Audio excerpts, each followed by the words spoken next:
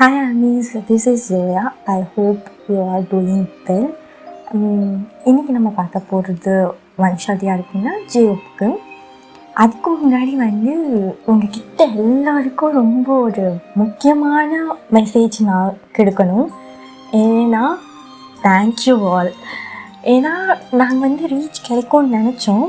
But இந்த short பீரியடில் எப்படி சொல்கிறது, குயிக்காக ரீச் கிடைக்கும் அப்படின்றதெல்லாம் நாங்கள் எதிர்பார்க்காத ஒரு விஷயம். ரொம்ப தேங்க்யூ. உங்கள் எல்லாருக்கும் பிடிச்சிருக்கு. நீங்கள் 2x2 கேட்டீங்க. நான் மேபி கொஞ்ச நாள் கழித்து அதை நான் போட ட்ரை பண்ணுறேன். இப்போ நம்ம ஜேப் ஸ்டோரிக்குள்ளே போகலாம். அதுக்கு முன்னாடி தேங்க்யூ ஆல். Keep supporting.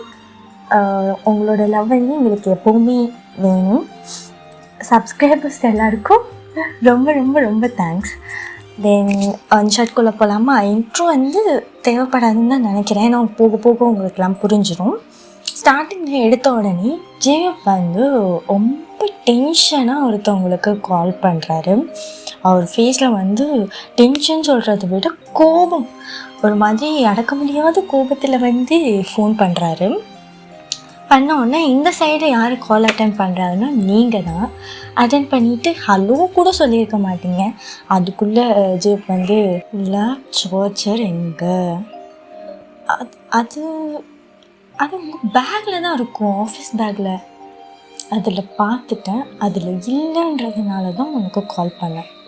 எங்கே, ஒரு நிமிஷம் இருங்க அப்படின்னு சொல்லிட்டு நீங்கள் கீழேருந்து மேலே இருக்கிற உங்கள் ரூமுக்கு ஸ்டெப்ஸில் ஓடுறீங்க.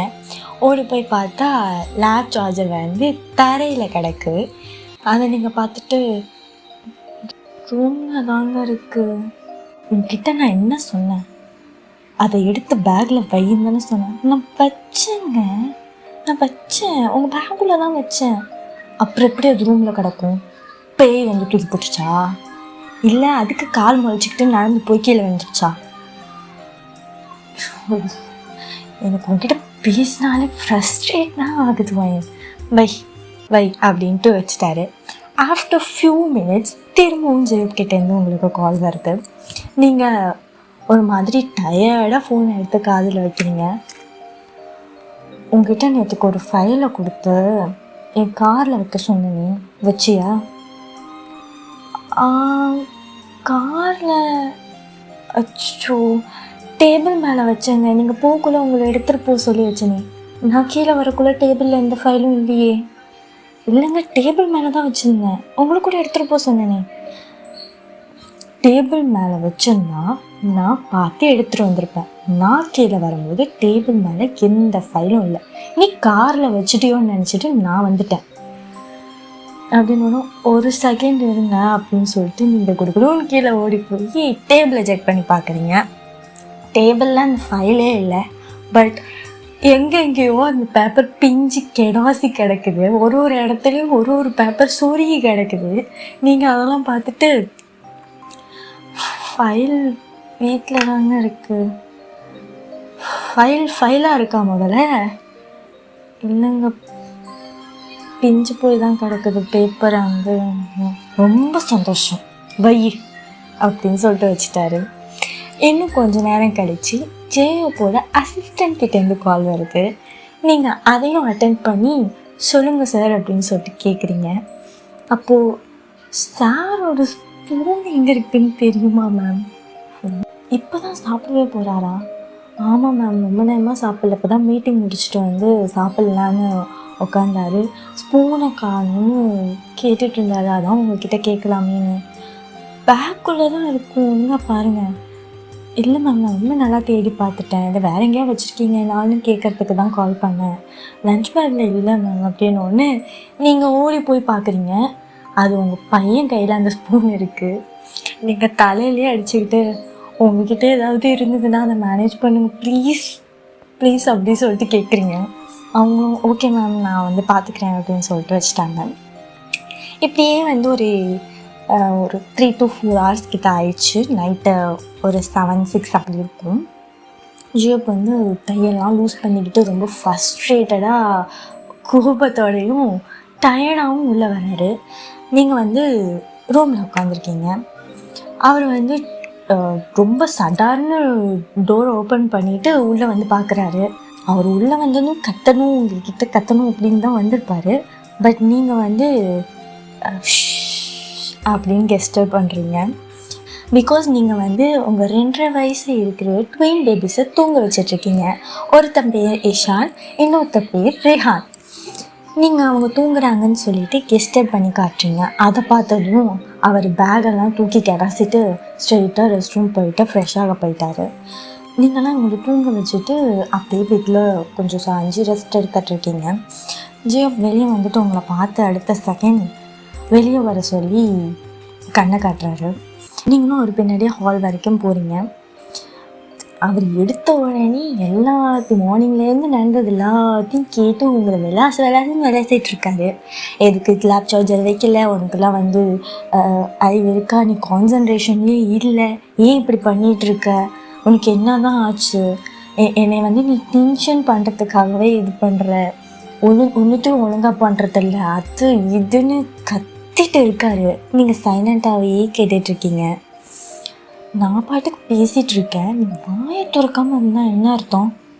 என்னை பேச விட்டால் தானேங்க பேச முடியும் அப்படின்னு நீங்கள் சொல்லிவிட்டு டேபிள் மேலே இருக்கிற லேம்பை சரி பண்ணிகிட்ருக்கீங்க.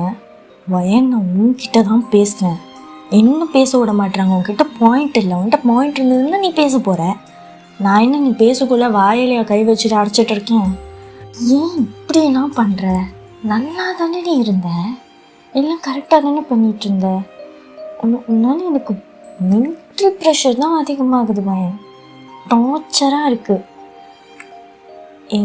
என்னாலும் உங்களுக்கு டார்ச்சராக இருக்கா? என்ன பேசுகிறீங்க? நான் எல்லாம் கரெக்டாக தான் வச்சு அனுப்பினேன். அதெல்லாம் அப்புறம் எங்கடி போகும்? எங்கே போகும்? என் வேலையெல்லாம் நான் ஒழுங்காக தான் பார்த்துட்ருக்கேன். ஒழுங்காக தான் பார்த்துட்ருக்கியா? கேபிள் எங்கே போகும்? ஸ்பூன் ஒழுங்காக வச்சு நீங்கள் அதெல்லாம் எங்கே போகும்? கை கால்லாம் முளைச்சி நடந்து போயிடுச்சா? அது உங்கள் பசங்க கிட்ட தான் கேட்கணும். 2 கால் இல்லை, 4 கால் உள்ள பசங்க. 1 இருந்தாலே சமாளிக்கிறது கஷ்டம். நான் 2 வச்சுட்டு உட்காந்துருக்கேன். ஏன் சின்ன பசங்க மேலே பழி போட்டுட்ருக்க? உன் மேலே மிஸ்டேக்னா அதை ஒத்துக்கோ. சின்ன குழந்தைங்க மேலே பழி போட்டுட்ருக்காத. 2.5 வயசு குழந்தைங்களுக்கு என்ன தெரியும்? அவனும் அது மேலே பழி போட்டுட்டு நிற்கிறேன். யார் நானா? தேவையில்லாமல் பேசாதீங்க, நான் கொள்ளைக்காரி ஆகிடுவேன். ஓ அப்படி உன் மேலே தப்பு இருக்குன்னு நான் சொன்னா நீ கொலைகாரி ஆகிடுவியோ? அப்படின்னா எல்லா தப்பும் காலையிலேருந்து நீ தான் பண்ணிகிட்ருக்க. அது கேட்டால் மேடம்க்கு கோவம் வரும். என்னடி பண்ணுவேன்? என்ன பண்ணுவேன் அப்படின்னு கிட்ட வந்து நிற்கிறாரு. அப்போ ஹோபியோட அப்பா அதை க்ராஸ் பண்ணி போகிறாரு. அவரை பார்த்ததும் ஹோபி தள்ளி நிற்கிறாரு. நீங்கள் திரும்பி உங்களை பார்க்குறாரு. இனிமேல் இந்த சில்லி ரீசன்லாம் சொல்லி தப்பிக்க முடியாது, உன்னால் ரூமுக்கு வா வச்சுக்கிறேன் அப்படின்னு சொல்லிட்டு மேலே ஸ்டெப்பில் ஏறி போயிட்டார் ரூமுக்கு. உங்களுக்கு தான் ப்ரெஷர் அதிகம், குழந்தைய பார்த்துக்கிறது, வீட்டை பார்த்துக்கிறது, அதுக்கு மேலே இந்த ஹோபியை பார்த்துக்கிறது ரொம்ப கஷ்டமாக இருக்குது. நீங்கள் இதெல்லாம் நினச்சிட்டு ஒரு லாங் ப்ரீத் எடுத்து விட்டுட்டு ஒர்க் பண்ண போயிட்டீங்க. தென் ஒர்க் எல்லாம் முடிச்சுட்டு நீங்கள் ரூமுக்கு போயிட்டு பார்க்குறீங்க. ஹோபி குழந்தைங்களோட கிரிடிஸ்க்கு நடுவில் உட்காந்துக்கிட்டு தூங்கிட்டு இருக்க குழந்தைய வந்து சீண்டிக்கிட்டு விளாண்டுட்ருக்காரு. அதில் ரிஹான் மட்டும் முழிச்சிட்ருக்கான். நீங்கள் போயிட்டு ரிஹானை தூக்குறீங்க. எங்கே தூக்குற அப்படின்னு ஒரு வாய்ஸு. பால் கொடுக்க வேணாமா? ஏன் என்னமோ குழந்தைங்களுக்கு மில்க் ஃபீட் பண்ணாமல் இருக்க? என்னடி பண்ணுற? அவங்களுக்கு வாய் இருக்கா என்ன சொல்கிறதுக்கு? எனக்கு பசிக்குதுமா, சாப்பாடு கொடுமா அப்படின்னு கேட்குறதுக்கு? பா ப்ளீஸ், நான் ஒருத்தி தான் இருக்கேன், எல்லாத்தையும் முடிச்சுட்டு வர வேணாமா? மில்க் ஃபீட் பண்ணிவிட்டு எல்லா வேலையும் பார்க்கலாமே. நான் ஈவினிங் தான் இவங்களுக்கெல்லாம் பால் கொடுத்தேன். லிமிட்டடாக தான் பசங்களுக்கு பால் கொடுக்கணும். ரொம்ப கொடுத்தாலும் ஸ்டொமக் அப்செட் ஆகிடும் அப்படின்னு ரொம்ப டயர்டாக எக்ஸ்பிளைன் பண்ணிவிட்டு போயிட்டு மில்க் ஃபீட் பண்ணிகிட்ருக்கீங்க. சேம் டைம் அவன் இன்னொரு பையனும் ஏஞ்சிட்டான். அவன் ஏஞ்சதும் கத்த ஸ்டார்ட் பண்ணிட்டான். அவனை தூக்கிட்டு ஜெயோ பால்கனிக்கு போயிட்டாரு.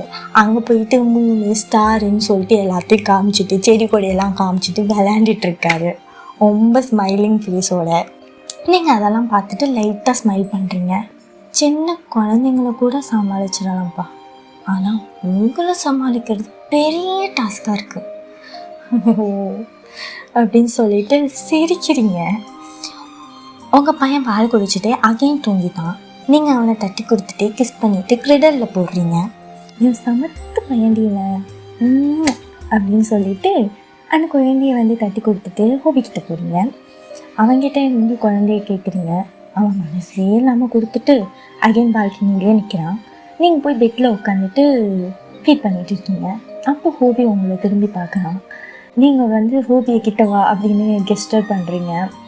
அவரும் அவங்க பக்கத்தில் வந்து உட்கார்றாரு. நீங்கள் அவர் தலையை கோதி விட்டுக்கிட்டே லெஃப்ட் லேப்பில் படுக்க வச்சுக்கிறீங்க. ரைட் லேப்பில் வந்து பேபியை படுக்க வச்சுருக்கீங்க. லெஃப்ட் லேப்பில் வந்து ஹோபியை படுக்க வச்சுருக்கீங்க. தென் பொறுமையாக பேச ஸ்டார்ட் பண்ணுறீங்க. டே எப்படி போச்சுமா அப்படின்னு. தி ஃபைன் அப்படின்னு சொல்லிட்டு நடந்தது எல்லாத்தையும் ஒன்று ஒன்றா சொல்கிறாரு.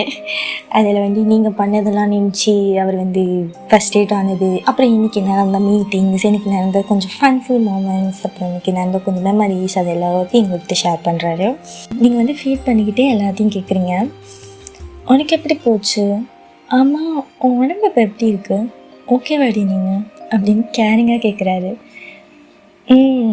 ஓகே, சாப்பாடு தான் ஒத்துக்க மாட்டேங்குது, அடிக்கடி வாமிட்டிங் சென்சேஷனாக இருக்குது. நான் தான் சொல்கிறேன்ல, என் பேச்சு கேட்கக்கூடாதுன்னு இருக்கியாடி நீ அப்படின்னு லைட்டாக கத்துறாரு. இது சின்ன விஷயங்க, பால் கொடுக்கறதுனால வர சிம்டம்ஸு சரியாக போயிடும் அப்படின்னு அம்மா சொன்னாங்க. நான் எல்லாத்தையும் கேட்டுட்டு தான் இருக்கேன். இல்லைன்னா ஹாஸ்பிட்டல் போகாமல் இருப்பேன் நீங்கள் சொல்லி. இன்னும் 2 days பார்ப்பேன். இனிமேவும் இந்த சென்சேஷன் நிற்கலைன்னா ஹாஸ்பிட்டல் வரணும். நீங்கள் ஹெட் நோட் பண்ணிக்கிட்டு சிரிக்கிறீங்க. தென் இஷானும் தூங்கிட்டான். அவனையும் கூப்பிட்டு போயிட்டு ஹோபி தான் கிரெடலில் போட்டுட்டு வராரு. நீங்கள் வந்து நார்மலாக பெட்டில் படுத்துருக்கீங்க. அவர் உங்கள் பக்கத்தில் வந்து படுத்துட்டு டைட்டாக ஹக் பண்ணுறாரு. நான் எனக்கு ரொம்ப கத்திட்டேனாடி அப்படின்னு கேட்குறாரு. நீங்கள் லைட்டாக ஆமாம் அப்படின்னு ஹெட் நோட் பண்ணுறீங்க.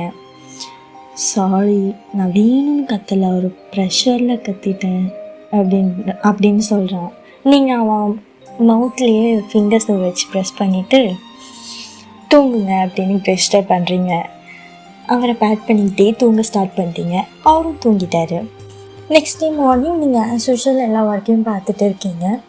அப்போ வந்து எப்பவும் வந்து ஆஃபீஸ்லாம் கிளம்பிட்டு எல்லாத்தையும் அவரே அங்கேயே நின்று எல்லாம் இருக்கான்னு செக் பண்ணிவிட்டு அவங்கக்கிட்ட சொல்லிவிட்டு வெளியே கிளம்புறாரு. போயிட்டு ஒரு 2-3 ஹார்ஸில் வீட்டுக்கு திரும்பவும் வராரு. பார்த்தாலே தெரியுது பங்கமான கோவத்தில் வந்துட்டுருக்காரு. நீங்கள் கிச்சனில் இருக்கீங்க.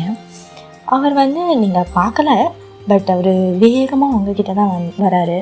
நீங்கள் கிச்சன் ஸ்லாபில் வந்து ஏதோ திங்ஸ்லாம் அடுக்கி வைக்கிறது அந்த மாதிரி ஏதோ பண்ணிகிட்ருக்கீங்க. அவர் வந்த வேகத்துக்கு உங்கள் ஹேண்டை பிடிச்சி திருப்பி ஒரு டைட் ஸ்லாப்பு. நீங்கள் என்னடா நடக்குதுன்னு புரியாமல் கன்னத்தில் கை வச்சுட்டு கண் கலங்குது உங்களுக்கு. அப்படியே ஜியோப்பை பார்த்துட்டு நிற்கிறீங்க. அவர் என்ன என்ன நானும் போனால் போதுன்னு பார்த்தா ரொம்ப பண்ணிட்டடி இன்னைக்கு, நீ ரொம்ப பண்ணிட்டேன். நீங்கள் டியர்ஸோட அவர் என்ன சொல்கிறாருன்னு புரியாமல் ஒரு மாதிரி கேர் ஆகுது, உங்கள் தலையை சுற்றுது. நீங்கள் அவரை பார்த்துட்டு என்ன ஆச்சு அப்படின்னு கேட்குறீங்க. அதுக்கு அவர் இன்னும் என்ன ஆகணும் அப்படின்னு சொல்லிட்டு அவர் லேப்டாப் பேக்லேருந்து லேப்டாப் எடுத்து தூக்கி போடுறாரு. அவர் தூக்கி போட்ட சவுண்டுக்கு நீங்கள் ஒரு இன்ச்சு பின்னாடி போய் நிற்கிறீங்க. அவ்வளோ சவுண்டாக கேட்குது. நீங்கள் அவர் வந்து ரொம்ப ஷாக்கிங்காக பார்க்குறீங்க. ஏன்னா இவ்வளோ கோவத்தில் லேப்டாப்லாம் தூக்கி போடுற மாதிரினா நீங்கள் ஹோபியை பார்த்ததே கிடையாது. கொஞ்சம் ஷாக்கிங்லேயே வந்து இவரை பார்க்குறீங்க. என்ன பார்க்குற, என்னடா தூக்கி போட்டுட்டானா, இனிமேல் அது ஒர்க் ஆனால் தானே வச்சிட்ருக்கிறதுக்கு. என்ன பண்ணி வச்சுருக்கடி? என்ன பண்ணி வச்சுருக்க?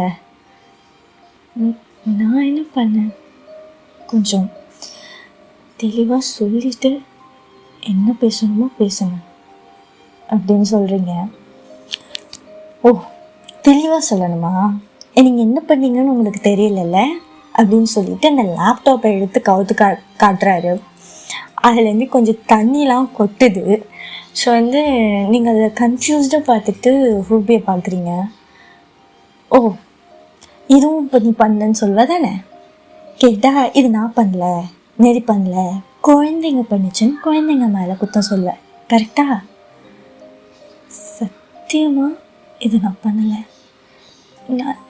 நான் என்ன லூஸாங்க? நான் அதில் போயிட்டு தண்ணியும் ஊற்றுறதுக்கு என்ன நினச்சிட்ருக்கீங்க? நான் என்ன அவ்வளோ அன்எஜுகேட்டடா? நானும் எஜுகேட்டட் தான், படிச்சிருக்கேன். இதை எப்படி வச்சுருக்கணும்னு எனக்கு தெரியும். அதில் தண்ணி ஊற்றுற அளவுக்கு நான் முட்டாள் கிடையாது, புரியுதா? அப்படின்னு ரொம்ப ஸ்லோவாக சொல்கிறீங்க.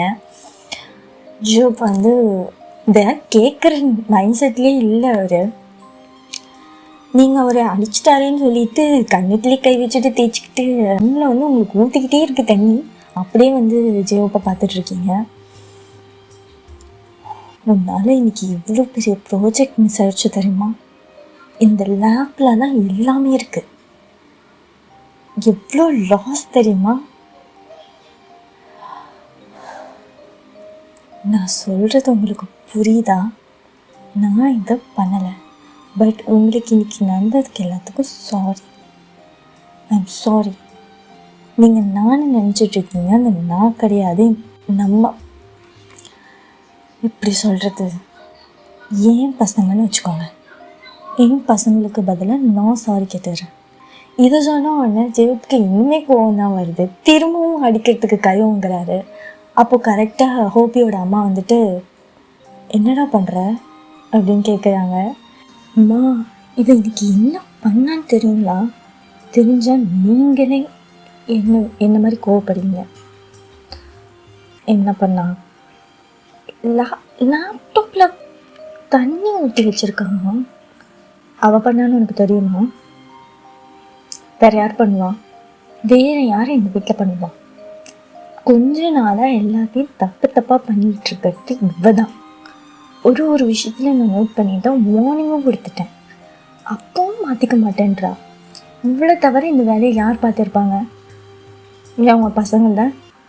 அம்மா, நீங்களுமா? சின்ன பசங்க என்னம்மா பண்ணும் அப்படின்னு சொல்லிட்டு அவர் சொல்லிகிட்ருக்காரு. அப்போவே ஓபியோட அம்மா ஓபி கையை பிடிச்சிட்டு மேலே கூட்டிகிட்டு போகிறாங்க. அங்கே பார்த்தா அந்த 2 குட்டீஸும் ஒன்று பெட்டு மேலே இருக்குது, ஒன்று பெட்டு கீழே டிவி கிட்ட ஏதோ பண்ணிகிட்ருக்கு. டிவி ஒயரை பிடிச்சி ஒரு இழு தான் டிவியே பாதி கீழே வந்துருச்சு. அந்த ஒயர்லாம் பிச்சுக்கிட்டு தொங்குது. இதை ஓபி பார்த்துட்டு குடுகுடுன்னு ஓடி போய் அவன் பையனை கையில் தூக்கிட்டு அவனுக்கு தான் ஆயிடுச்சான்னு பார்த்துட்ருக்கோம். இப்போது தெரியுதா யார் பண்ணியிருப்பாங்கன்னு? இதுங்க 2 குழந்தைங்கல்ல, குட்டி சாத்தானுங்க. இதை வச்சு மேய்க்கிறதே பெரிய விஷயம். அம்மா, என்னடா அம்மா? ஒரு அம்மாவுக்கு தான் தெரியும் தான் குழந்தைங்களை பார்த்துக்கிறதோட கஷ்டம் என்னன்னு, புரியுதா? 28 வயசு ஆகுது, ஒன்றே என்னால் சமாளிக்க முடியல. வெறும் 2.5 வயசு, அதுவும் 2. அவள் எப்படிரா சமாளிப்பா? அவளுக்கு இன்னும் 10 கை கால் 10 கண்ணா இருக்குது. எல்லா வேலையும் இழுத்து போட்டு செய்யறதும் இல்லாமல் குழந்தையே பக்கத்தில் உட்காந்துக்கிட்டு பார்த்துக்கிட்டே இருக்க முடியுமா? அவனுக்கு வேலைக்கு சமைச்சு போட வேணாம்? அவன் எவ்வளோதான் பாப்பா? இதில் வந்துடுவேன், அது நொட்டை இது நொட்டை, இது இல்லை அது இல்லைன்னு. ஒரு நாள் இவனுங்க 2 பேரையும் நீ பார்த்துட்டு அப்போ தெரியும். அம்மா, நான் சொல்கிறது உங்களுக்கு ஒன்றும் புரிய வேணாண்ணா. நீ சொல்கிறதே சொல்லிட்டுருப்ப, அதை நாங்கள் கேட்டுக்கிட்டே இருக்கணும். நாங்கள் ஒரு நாள் சொல்கிறோம், நீ அதை கேட்டுட்டு புரியுதா? இதுக்கு மேலே ஒரு வார்த்தை பேசினேன் அவ்வளோதான். அவன் மேலே கை வச்சுன்னு எனக்கு தெரிஞ்சது கொண்டுடுதான் ஒன்று நான், புரியுதா? ஜெயப் இப்படியே சைலண்ட்டாக உங்களை முறைச்சிட்டு நிற்கிறாரு. நீங்கள் எதுவுமே பேசாமல் சைலண்ட்டாக நிற்கிறீங்க. இதெல்லாம் பார்த்த உடனே இந்த 2 பசங்களும் பண்ணுறதெல்லாம் பார்த்த உடனே ஜெயப் மைண்டு இதாகுது. இருக்காது, இவங்க 2 பேர் தான் பண்ணியிருப்பானுங்க இவனோ ஒருத்தவன் அப்படின்னு நினச்சிக்கிறாரு. பட் உங்களை அடிச்சிட்டோமே அப்படின்றது வந்து அவர் மைண்டில் டிஸ்டர்ப் ஆகிட்டே இருக்கு. ஸோ ஸ்லோவாக உங்ககிட்ட வராரு. நீங்கள் வந்து டேர்ன் பண்ணி நிற்கிறீங்க. அவர் உங்கள் ஹிப் கிட்ட கை வைக்கிறாரு. நீங்கள் அந்த கையை வந்து லைட்டாக ரிமூவ் பண்ணி விட்டுட்டு நிற்கிறீங்க. சாரிடி, ஏதோ ஒரு கோவத்தில் தெரியாமல் பேசிட்டீங்க, தெரியாமல் அடிச்சிட்டிங்க அதானே? அவர் பேசக்கூட பார்க்காம சொல்கிறீங்க. ஏன் இப்படி பேசுகிறப்போ நீங்கள் திடீர்னு சொல்கிறேன்ல தெரியாமல் பண்ணிட்டேன்னு. என்னை பாருன்னு சொன்னேன். நீங்கள் வந்து ஜெயப்பை திரும்பி பார்க்குறீங்க. உங்கள் கண்ணுலலாம் டியர்ஸ் தேங்கி நிற்கிது. உங்கள் கண்ணெல்லாம் வேங்கி போயிட்டு ரெட்டிஷாக இருக்குது. சுச்சோ ஏன்டி அழுகிறேன்னு அவர் சீக்ஸை வந்து டச் பண்ணுறாரு. நீங்கள் வழியில் வந்து தட்டி விடுறீங்க. அவர் அப்போ தான் சீக்ஸை வந்து ரொம்ப டைட்டாக வந்து இது பண்ணுறாரு. நீங்கள் பாவமாக பார்த்துட்டு வலிக்குது, சரி ஓகே சாரி அப்படின்னு சொல்லிட்டு தடவை கூட்டிகிட்டு போயிட்டு ஆயில்மெண்ட் மாதிரி அப்ளை பண்ணி விடுறாரு. சாரிடி